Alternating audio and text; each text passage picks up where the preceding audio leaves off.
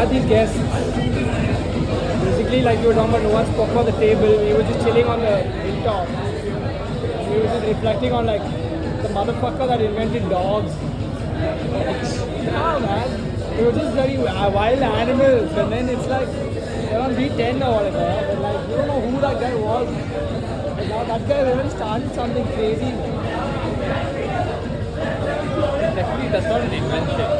He made it happen. It's a discovery. It's not a discovery. It's a discovery. Really not. An invention is creating something out of nothing. A discovery is seeing something that was already there. This is out of wood, man. You could think about wood as a plane, and then you set the plane on a table so you can have a surface.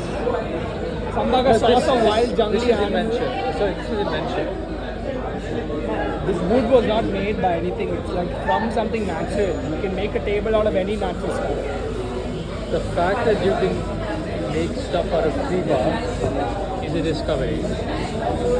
Doesn't matter. Some guy made dogs happen. God made dogs. Dogs. No. Yeah. Humans made dogs. No, bro. So you think there was a fucking big bad wolf and then over time it just like got smaller and smaller? Because one guy would have like befriended the wolf and been like, hey buddy, why don't you come over here? Did you get that from Charles Darwin? Like, some guy made dogs happen. And that guy, we don't know his name, we don't know what he did, but that bugger was a revolutionary.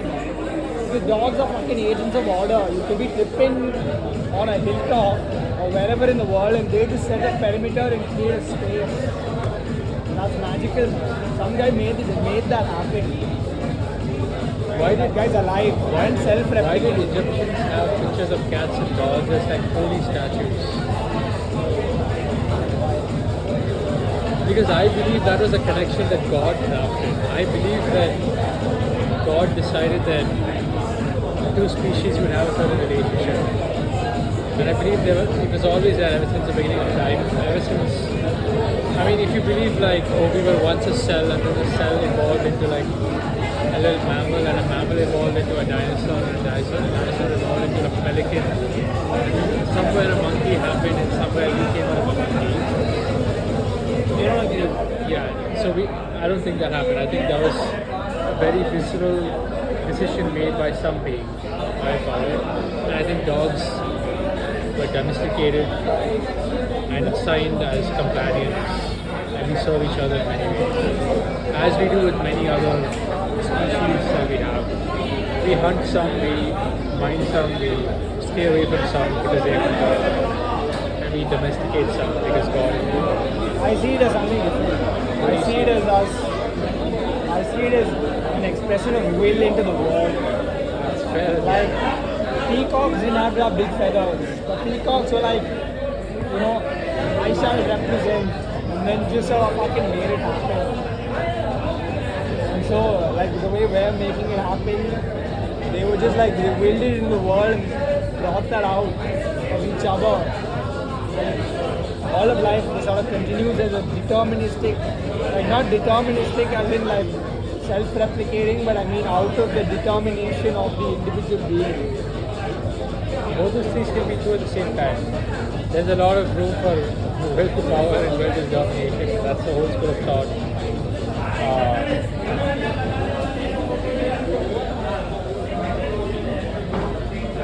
The fact that an entire species, wherever it's born, wherever it just is, it serves a purpose in nature.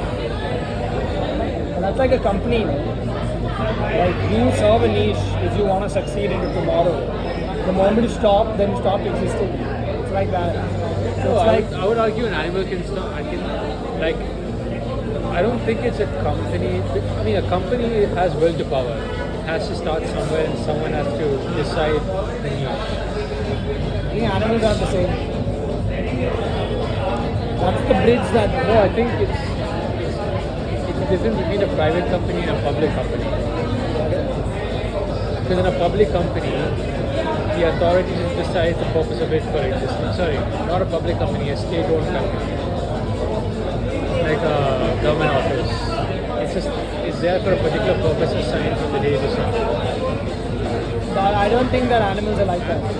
I think they are. Animals can't reason. They can't evolve beyond the senses and the abilities that they have. They can't communicate and think and reason and ascend on a ladder of any kind of moral value or morality.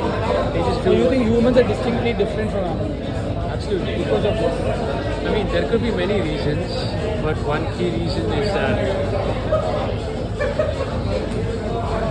a human can learn from its mistakes and pass knowledge down generations. But animals can't. Yeah. They can't. I see trees as like these incredible I'm VCs. talking about animals. I know. Trees as a whole wealth of yeah. knowledge. But the trees, I see them as like these incredibly enterprising VCs. They're always so expansionary, and sometimes they overextend and like they lose a branch. But they're just always like seeking to maximize and expand, and it's always like a capital allocation function of like which branch should I boost, who do I focus energy on, how do I go about this, that, or the other, and it's basically like they're just organizing their resources amongst these different competing things to see who gets the most work. Yeah.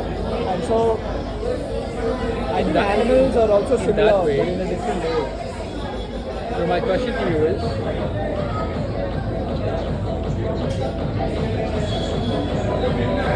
the exact description that you gave,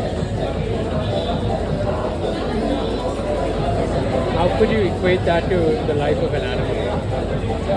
In what form or in what capacity does an animal come A close? company, Forget company and people. a company lives in a landscape that is incredibly competitive. Like you're competing right now with a bazillion different apps and softwares of all sizes. All the way from like the Instagram of the world for someone using that as attention, to like the Apple of the world who's creating a product as well, to like that guy who's starting his own software tomorrow. Like it's a landscape of these different kinds of players. And like you come into the landscape with what you have, and then you make it work however you do. And animals are quite the same. It's like you're hunting for profit, you're managing the challenges of the day, you're doing all these different things, optimizing and expanding through this landscape in order to keep on keeping on. And animals are literally the same. Like there are challenges with them that come from all perspectives, from like weather, to like housing, this, that, and the other, all the way to like being innovative, taking risks in certain departments, falling back because if they take too much risks, then they overextend and then they die. Or like they put themselves in a very That is a comparison to human life, which is obvious. I'm talking about the particular description you gave of that tree yeah. in its expansionary mindset. You could Your argue, business occupies in no, forget the business, forget business and forget humans. Trees, plants, and animals. Between those two itself, there's a massive. I mean, taking the explanation you gave, you could argue that a plant or a tree is more.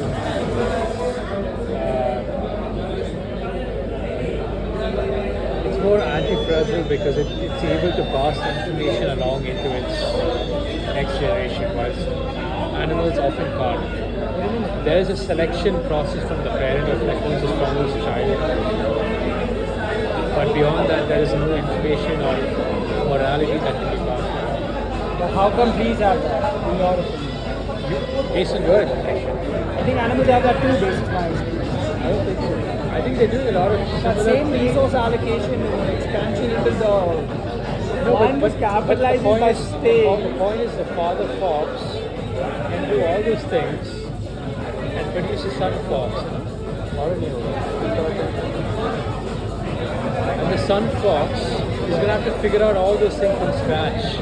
There is no mechanism for the father fox to communicate to the son fox except for like very base level signals of fear and pleasure. Of like, do more of this because it gives you pleasure, do less of this because it leads to loss. Apart from those things, the son fox has to go through that entire cycle of life that the father fox had to figure out from scratch. In that form, I think trees are given your explanation, that's news to me, it's new information to me, but in your explanation of a tree, it can decide where to allocate its resources, and it can make decisions in advance, and it can lead to future life being born around it, which are benefiting from the father trees or the plant. Animals too. I don't think so. See, they have a territory. This is what the mom created or what the dad created. The animals born in the territory when they're young live here. Post that, they are forced out to fuck off and basically figure out their own way in the world. Then they venture into the unknown. They live at the fringes of these territories. They fight for scraps and they figure out a way. They level up their lives, and then when they get stronger, they move on and they work to challenge the other guy that's dominant over the world. So they always expand territories or attempt to. And so they're always venturing into the unknown, working to find new landscapes. And so this continued over time gives them this incredible resilience. That resilience was not just born out of the fact that the fox lived here, but it was born out of the fact that this fox lived in a forest environment, who could then capitalize a savanna environment through the next generation, who could then capitalize an Arctic environment for the next generation, who could then capitalize a desert environment for the next region, who could then capitalize another forest landscape for the next region. And then across this, he himself refined him and his offspring to be at a point where he's an absolute unit. No, that's not true. That's true. That's factually not true because that's not because the simple fact that a fox can have 6 offspring and one of them becomes strong and capable and 2 of them get rejected and 4 of them are just average. And each of those offspring are left to figure out their own version of this journey. And they don't learn from the previous cycle. They don't. I would argue that apart from the base desires of go here or don't go here, do this or don't do that, eat this or don't eat this, in many ways they don't. And I think even plants are more capable of that, but animals are. Have you actually hung out with animals? I've hung out with, like grown up with cattle, like we have cattle level stuff and normal level stuff, and we have dogs. There's dogs everywhere, and those are the extent of animals. No, but lived with them. I mean, it does not take living with an animal to know. Yeah, it does. I don't think it does. Because like Foxy has a personality, Mustard has a completely different personality. No, but the point of a personality being passed down is more applicable in a human sense. I'm nothing like my dad and my mom. I'm some funny combination of me. They instill certain values. Those values that go on their own own process to get digested, reabsorbed, and reinterpreted for me to just be me. But like no one in my family would have ever guessed that I would be the way I am. No, but you're on top of all the learnings from the father and from the mother. Those learnings were shared to you. Yeah. That process is why this is what you described as a human life. Elephants do that too, tigers do that too. Sure, they train their offspring on how to hunt, different hunting techniques and all that. Yeah, but that is like the base instinct. That is the base instinct to eat, for shelter, for mating. How to live well. And that does not happen. Yeah. That happens in humans, not in How to animals. hunt effectively, boss. You can hunt sloppy. The fact that they learn how to hunt like killers. But that is base instinct. Not all tigers can hunt so well. Some guys hunt better than others. There's no morality in animals. That doesn't relate to this. There's no morality in trees. Your initial description of the tree was more news to me because there is actually morality in that. But in the animal life, it's all tailored towards. It's a lovely life. It's a lovely spirit. It's a powerful spirit. But it's tailored towards the base instinctual desires to eat. Not to kill. Kill is to eat. So it's to eat. It's for shelter. It's for kind of social presence. I'm the guy here. And they're curious. They're actually curious. There is no reason for the gore of the elephant to go all the way to the top of the hill. There's literally no reason. There's fewer resources there, it's colder there, it's fucking steep going up. They don't get anything other than a good view. But you often find elephant footprints and gore footprints on on the tippy top of the hill. There is literally no reason for that animal to be up there. He's like 1 to 3 tons. The only reason he's going up there is because it's a fun place to go. That's literally the only reason. There's no other reason. I found his footprints in the funniest places. Yeah, but I wouldn't. We don't know that for a fact. It's not about it being a fact, but we know that. I mean, it doesn't take much to validate that. Is my point. Like an animal could have gone up to the top to scope out things related to like shelter and stuff. It could be acquiring food. It could be space. It could be just expansionary and like I want more space. Which is all fine. Which is all fine. Which is See all my place. There's enough perspective elsewhere. They've gone to the top because it's like a fun thing to do. It's because they can't communicate with you, man. Those buggers are really It's not about communicating with you, dude. Even within their own string, they cannot communicate. They definitely do. They can't. I mean, there's more to it than we know for sure. Yeah. But they're not able to pass knowledge that allows the offspring to like exponentially grow. The reason you are doing what you're doing and I'm doing what I'm doing is because at some level there was a knowledge transfer that allowed us to build a life on top of a lot of other learnings. Layers and generations of learning, teachings and stories and pain and work and suffering. And we're just here on top of it. And we have some level of morality that allows us to reason and think with the world. It's very rare. An animal can do that only if it's already conquered all its base instincts and desires.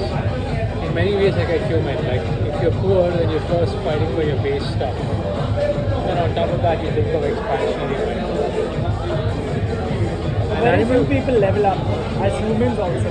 Yeah, but at the animal level, it's like apart from acquisition for space and shelter and mate, there is no learning that gets passed on. There can be like father tiger, son tiger, bonding sessions and like do this and don't do that. But that's more like here's how to hunt. That's learning. Yeah, but that's not like on a moral level. The new tiger cannot reason beyond father tiger at its peak. There is a cap. There's a cap that is there. Man, there are stories of like cows feeding baby leopards milk and all kinds of other fun That will stuff. always be a story. My point is that is a No, story. real because- life. No. My point is that will be real life, but that is like 0.5% for whatever fucking reason that But it would be how do you, called. this is outside of your purview of what can thinking be. How do you explain that? No, you can explain that just by taking a look at the world today. Like the world and the food chain and where different animals have a place in the chain itself explains that. If you had something as strong as an elephant, mighty as an animal, and connected to, I believe elephants are like connected to God in many ways. It's connected to God in many ways, but it's still limited to space, shelter, mate, food in its areas for No, guys, success. listen, I had a If you had an elephant that could reason and pass its learnings on to the child elephant, just by fucking thinking about it, within 4 generations, an elephant should have been able to build fucking castles, but it can't because it's limited by the peak of its ability to reason and its ability to communicate with its peers and form a what makes you think community. that building castles is the solution? No, my point. It's just The point it's is- a proxy for something No, beyond the itself. point is the only reason why castles are effective for us is because we develop the opportunity to farm food. Otherwise, the best way for you to, it's like animals move because they can exploit the resources in a given space and then move on. And that's not such a bad strategy. No, that's normal. That's why they exist. Yeah. They exist to do that. That exactly is my point. We used to do that too. And we found like a place between 2 rivers and said, hey, maybe we'll camp out here for an extra season see what it's like. So why don't you hire like a bunch of foxes for welfare? Like that's not a joke. That's not a stab. How That's do I hire a tree? You know more about trees. But I don't even want to hire 80% of humans. Exactly, so why not just go to the fox? That's my point. It's not the point. My point. Missing the point. Point is that, I mean, if you're going to build a family business and you have 2 generations to give, why not hire a fox? I mean, it can shouldn't it be able to share learnings to its offspring such that its offspring can reason and make moral decisions and think of a world beyond itself and its own immediate needs. That is the line that I draw, and I think God has drawn intentionally. And finding one I think example. we will get there one day. Yeah, that's my point. I'm totally open to that. It can be enabled by us. Yeah, I'm totally to open to make that. the bridge for us to communicate with the other guy better. Absolutely. But I think that can definitely be done. I don't think they're I agree empty in with that. there. There's definitely some light. Yeah.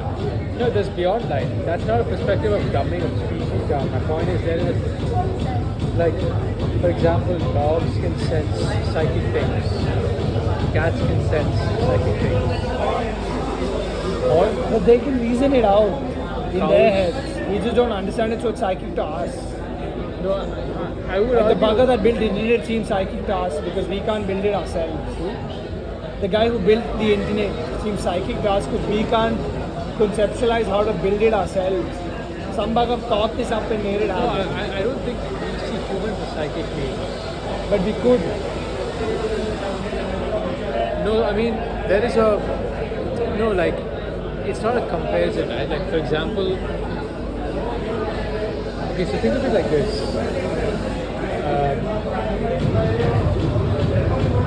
Technically, there are ways. Like, the theory of internet is that there's an optical fucking fiber cable that passes information along through nothing. And we're just like, yeah, that's Wi-Fi. Right?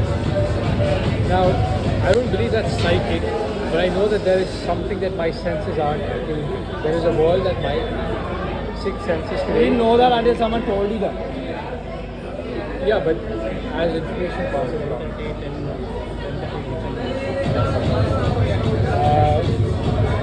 Hot chocolate हो गया. Sparkling water हो गया.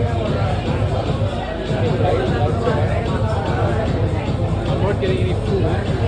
Do you have any?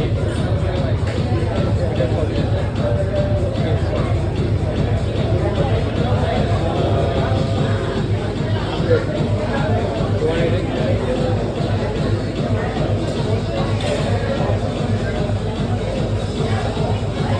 Yeah.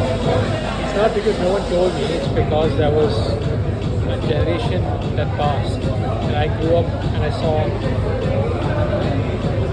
computer on the desk. And there was information passed. You have your kid, you don't give him any information.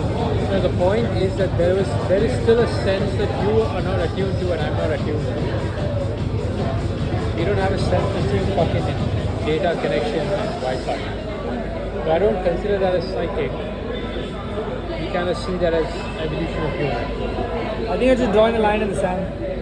No, I'm not. The point is, the dog also sees that, like, it's attuned to a sense that we are not. That's what we consider psychic.